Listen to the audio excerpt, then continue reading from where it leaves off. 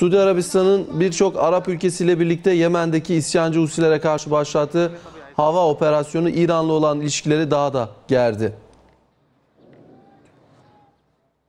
El Arabiya'nın haberine göre savaş uçakları dün Sana Havaalanı'na inmeye hazırlanan bir İran uçağını geri çevirmeye çalıştı. Ancak uçak telsiz komutlarını dinlemeyerek Sana'ya doğru yola devam etti.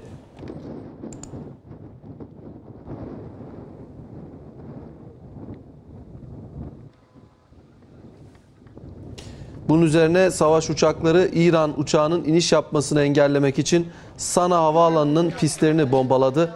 İran uçağı bombardıman nedeniyle geri döndü. Bombardıman sırasında Yemen'e ait bazı yolcu uçakları da alevler içinde kaldı. İran resmi haber ajansı İRNA, İran Kızılay'ına ait olduğunu bildirdiği uçağın sağlık ve gıda malzemesi taşıdığını öne sürdü. Arap ülkeleri Yemen'e yaklaşık bir aydır hava ve denizden abluka uyguluyor.